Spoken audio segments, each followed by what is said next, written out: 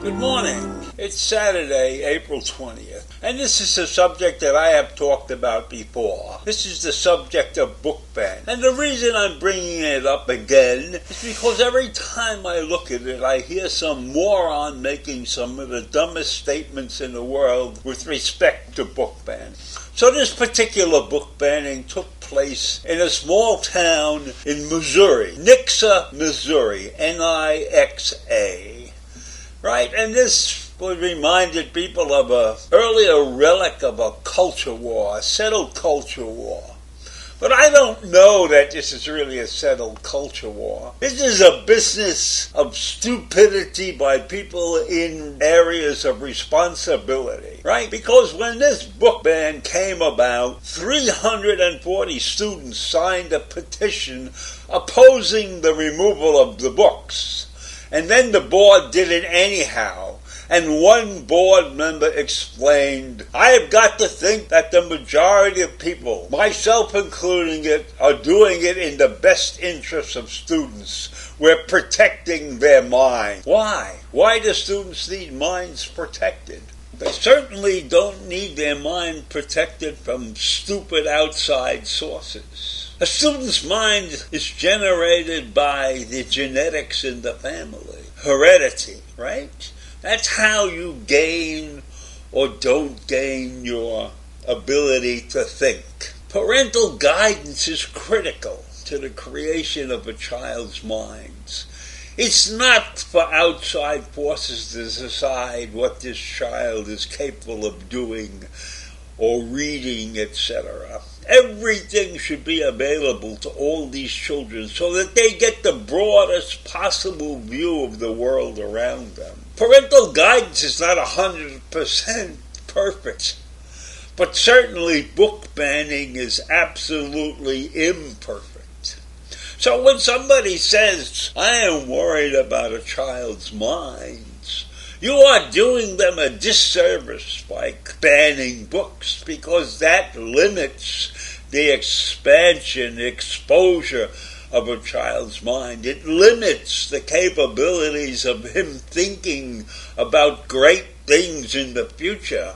How do you expect somebody to become a brilliant scientist or a brilliant author or an artist if they are not exposed to all of the vagaries of life? Are we protecting children from the fact that other things go on? Are we protecting them? No, we are destroying them if we destroy the books that show them things that they will not normally come across in their own environment. So why? Why do these people who ban books, these people who are in charge of libraries, believe that they know better than the children? The 340 children wanted these books not to be banned. And I think that the Board of Education should be listening, paying attention to the students if they are willing to read anything. Recognize the fact that these children are important. This is their lives. This is the opportunity for them to learn something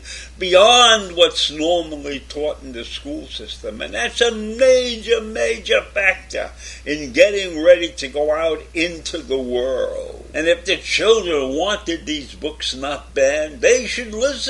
What right does anybody have to limit the ability to learn from the written word as well as the spoken word of teachers and parents? Give students the respect they deserve and the opportunities to learn beyond what you consider good education. And let's look at the town of Nixa. Let's understand how many people we're talking about being affected by this.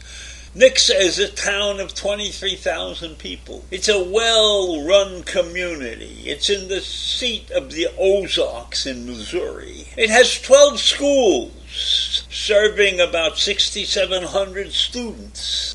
So they have 4 elementary schools.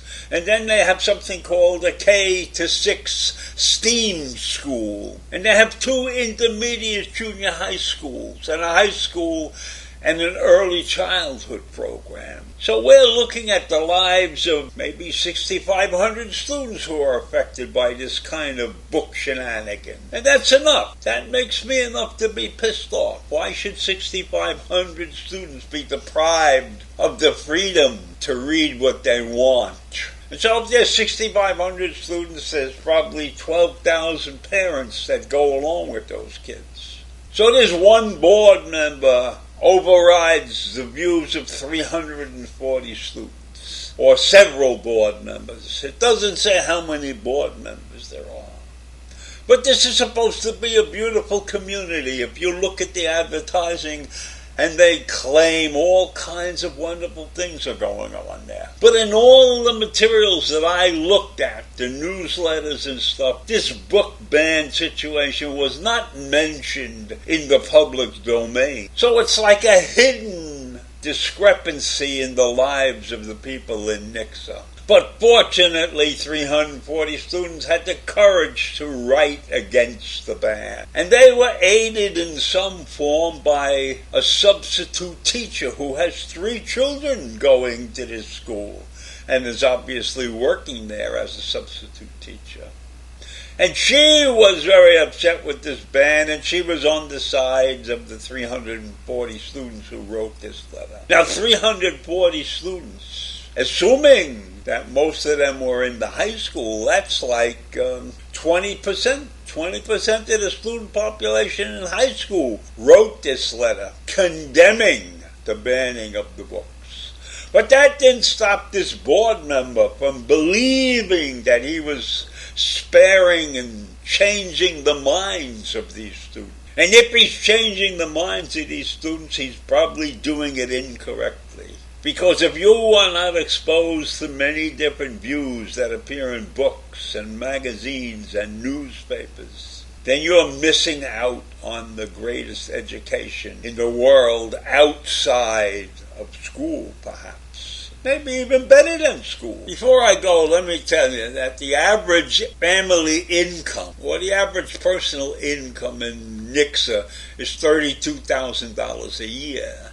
And there's no major industry that has any business in Nixa. So that's the environment that we are talking about, and they want to ban books. How are those people going to get out of this rut? So I leave you with that, the madness of book banning in this country. And the effect on small towns and large cities is horrible. It's horrible that we have people that want to control the thought process of many. So I leave you with that this morning. Have a great day. Bye.